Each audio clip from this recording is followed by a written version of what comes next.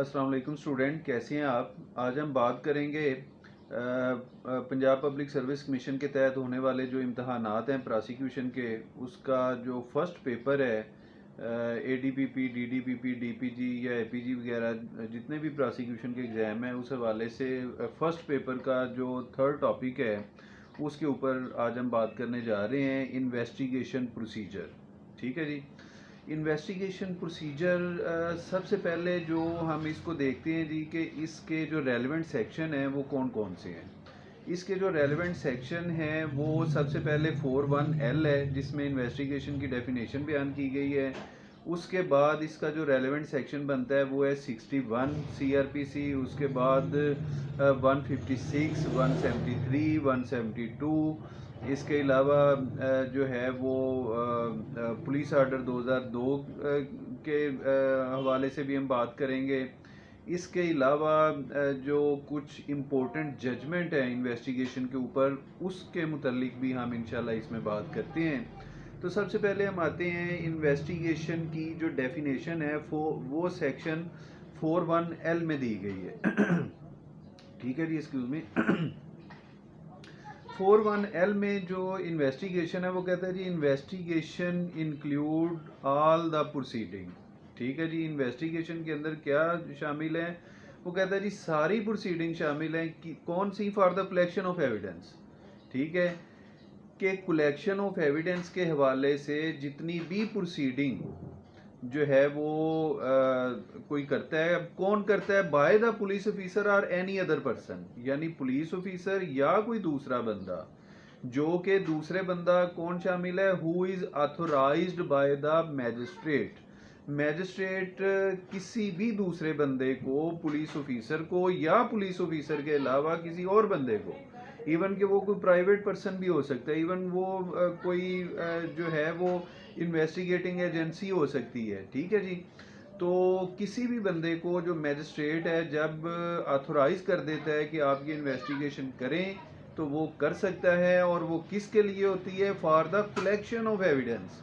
अब यहाँ पे एक चीज़ जो है वो आपने जेहन में रखनी है, जो एविडेंस कलेक्शन होती है ये इन्वेस्टिगेशन होती है, और जो एविडेंस रिकॉर्ड होती है वो हमेशा कोर्ट करती है, जज करता है, वो मैजिस्ट्रेट करता है। वो जो रिकॉर्डिंग ऑफ एविडेंस को और कलेक्शन ऑफ एविडेंस को आपने कभी भी, ये पहले भी मैंने अपने एक लेक्चर में बताया हुआ है कि इन दोनों को कभी भी आपने मिक्स नहीं करना। Collection of evidence for the purpose of investigation होती है और रिकॉर्डिंग ऑफ एविडेंस जो होती है वो for the purpose of inquiry, for the purpose of trial और अदर क्रिमिनल प्रोसीडिंग जो है वो होती है।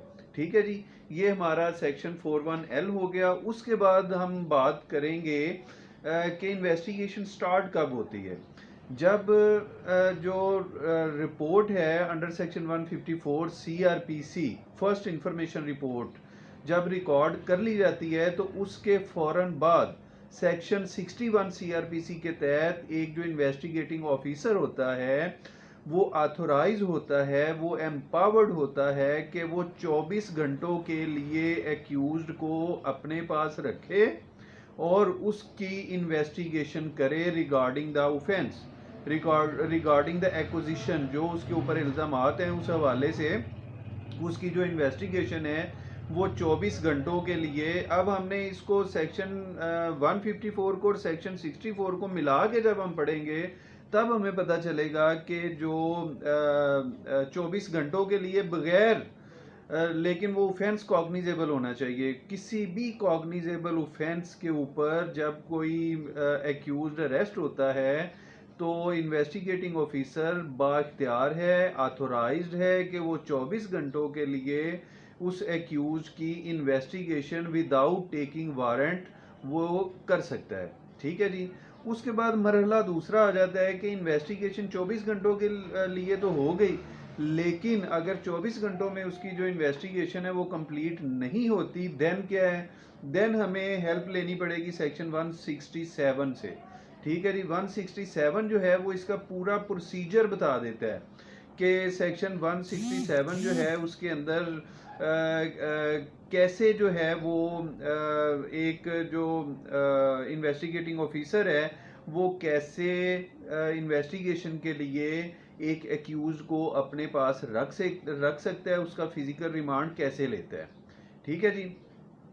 तो जब उसकी इन्वेस्टिगेशन 24 आवर्स में कंप्लीट नहीं होती तो फिर जो इन्वेस्टिगेटिंग ऑफिसर है वो नियरेस्ट मैजिस्ट्रेट के पास जाता है। नियरेस्ट मैजिस्ट्रेट के पास जाके वो कहता है कि जनाब मुझे लगता है कि ये जो बंदा है ये गिल्टी है और इन्वेस्टिगेशन मैं कर रहा हूँ, 24 घंटे में इन्वेस्टिगेशन मुझसे कंप्लीट नहीं हो सकी, लिहाजा मुझे इसका 2 दिन का, 4 दिन का, 5 दिन का, 6 दिन का, जितने दिन का भी उसको remand, physical custody for the purpose of investigation उसको चाहिए हो, वो मैजिस्ट्रेट साहब से रिक्वेस्ट कर सकता है कि मुझे आप इतने दिन की इसकी कस्टडी दें for the purpose of investigation.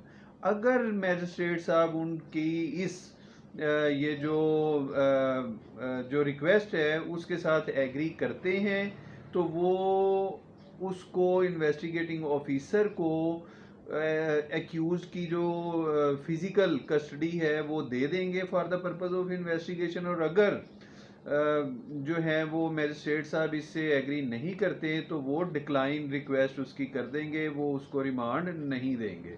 बहरहाल ये तो था कि for the purpose of investigation कैसे जो है वो एक पुलिस ऑफिसर जो है वो अपने पास एक मुलजिम को रख सकता है। उसके बाद हम देखते हैं जी जो इन्वेस्टिगेशन है, इन्वेस्टिगेशन को जो कॉग्निजेबल ऑफेंसेस के हवाले से इन्वेस्टिगेशन है इसको सेक्शन डील करता है सेक्शन 156 सीआरपीसी। ठीक है जी। 156 सीआरपी में उसने बड़ा क्लियरली इस चीज़ को बताया है कि जो इन्वेस्टिगेशन है, इन्वेस्टिगेटिंग ऑफिसर फुली अथोराइज्ड है कि वो एक जो एक्यूज्ड है उसकी इन्वेस्टिगेशन कर सके। और ये जो इन्वेस्टिगेशन होगी इसमें उसने कहा जी कि जो चैप्टर 15 है, यानी ऐसा नहीं हो सकता, ज्यूरिसडिक्शन का लाजमी इसमें अमल दखल होगा। अगर एक जो थाना शादरा का एक तफ्तीशी अफसर है वो ऐसा नहीं हो सकता कि वो जनाब फैक्ट्री एरिया है या जो थाना शरकपुर है या थाना सिटी शेखुपुर है या सिटी मुरीद के है वो वहाँ की जाके इन्वेस्टिगेशन शुरू कर दे।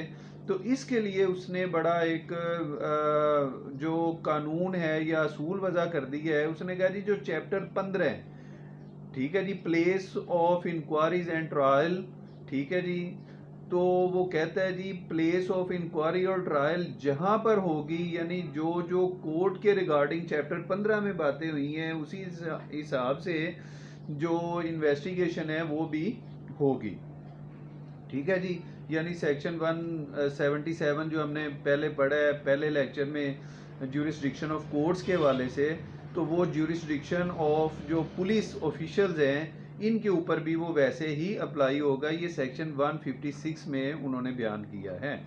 इसके अलावा एक और चीज़ है कि अगर इन्वेस्टिगेशन जो है वो एक पुलिस ऑफिसर इन्वेस्टिगेशन करता है, इन्वेस्टिगेशन करने के बाद उसको पता चलता है या किसी कोई पार्टी उसको चैलेंज करना चाहती है कि इस बंदे की तो ज्यूरिसडिक्शन ही नहीं थी या ये बंदा ऑथोराइज्ड ही नहीं था, इसकी वो कैपेसिटी नहीं थी कि ये जो ऑफेंस है इसकी इन्वेस्टिगेशन कर सके, तो इस तरह की जो किसी भी हवाले से इन्वेस्टिगेशन को चैलेंज करना है ये ज्यूरिसडिक्शन के हवाले से ये कोर्ट उसकी परमिशन नहीं देती। एक दफ़ा इन्वेस्टिगेशन हो गई तो ज्यूरिसडिक्शन की बेस के ऊपर आप उसको चैलेंज नहीं कर सकते। हाँ, कोई और जो है वो इन्वेस्टिगेशन में कोई एम्बिग्विटी है, कोई इलीगैलिटी है, देन वो चैलेंज हो सकती है, लेकिन ज्यूरिसडिक्शन की ग्राउंड के ऊपर जो इन्वेस्टिगेशन है उसको कभी भी जो है वो नल एंड वाइड करार नहीं दिया जा सकता। ठीक है जी। उसके बाद जो इन्वेस्टिगेशन है, इन्वेस्टिगेशन जो एक पुलिस ऑफिसर है, अब हम बात करते हैं सेक्शन 172 के हवाले से। जब एफआईआर दर्ज हो जाती है उसके बाद जैसे इंफॉर्मेशन उसके पास आई, जैसे उसने इन्वेस्टिगेशन स्टार्ट की, जैसे उसने जो पर्सन है जो कि acquainted with facts and circumstances of the case हैं, जो जिनको मालूमात हैं उस जुर्म के हवाले से, तो जैसे जैसे वो उनके जो बयानात हैं उनको रिकॉर्ड करेगा, कलेक्शन ऑफ एविडेंस करेगा, जैसे जैसे वो जो प्लेस ऑफ अक्रंस है उसको एक इन्वेस्टिगेटिंग ऑफिसर जो है वो सर्च करेगा, वो वहाँ पे विज़िट करेगा, जिस जिससे मिलेगा वो सेक्शन 172 के तहत वो उसका एक रिकॉर्ड बनाता जाएगा। ठीक है जी, इसको कहते हैं पुलिस डायरीज। और ये जो पुलिस डायरीज होती हैं ये पुलिस का एक ऑफिशियल रिकॉर्ड होता है, इसको कोई भी बंदा एज अ राइट क्लेम नहीं कर सकता कि ये आप मुझे दें, इनको हम अंदरूनी ज़िम्नियाँ भी कहते हैं। ठीक है जी। उसके बाद सेक्शन 173 है। सेक्शन 173 की जो रिपोर्ट होती है इसको हम पुलिस रिपोर्ट भी कहते हैं, इसको हम जुडिशल रिपोर्ट भी कहते हैं, इसको हम चालान भी कहते हैं, कुछ भी इसको जो है वो उर्फ आम में कहा जा सकता है। ठीक है जी।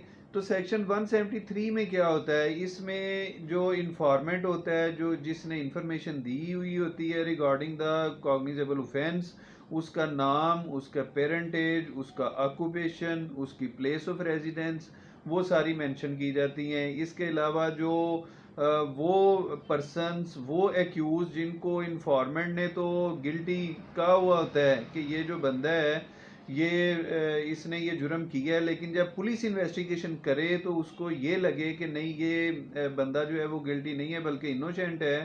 ठीक है जी। उसको कॉलम नंबर 2 के अंदर लिखा जाता है रेड जो इंक है उसके साथ कि ये जो बंदा है कि ये गिल्टी नहीं है। उसके बाद जो है वो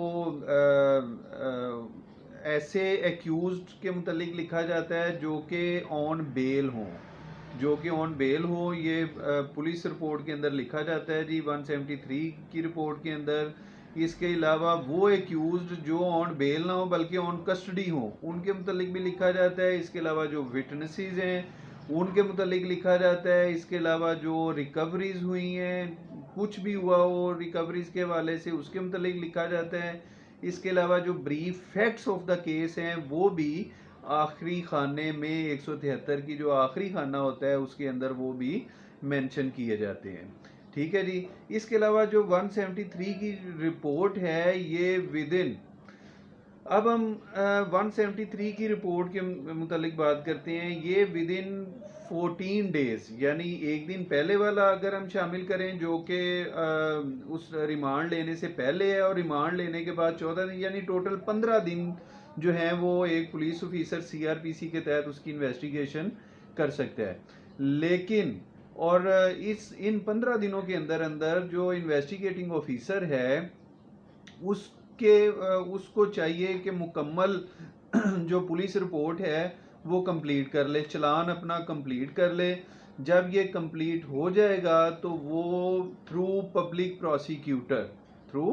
प्रोसिक्यूटर वो ये जो चलान है या पुलिस रिपोर्ट है ये सबमिट करेगा टू नियरेस्ट मैजिस्ट्रेट। ठीक है जी। नियरेस्ट मैजिस्ट्रेट को ये जो पुलिस रिपोर्ट है ये पेश कर देगा, सबमिट कर देगा, स्क्रूटनी करेगा पहले पब्लिक प्रोसिक्यूटर, देखेगा कि हाँ अगर इसने कोई इन्वेस्टिगेशन में कमी कचाई है या कोई ऐसा इलीगैलिटी है तो वो एतराज़ लगा के वापस कर देगा, अदरवाइज जो है वो मैजिस्ट्रेट साहब को वो फॉरवर्ड कर देगा।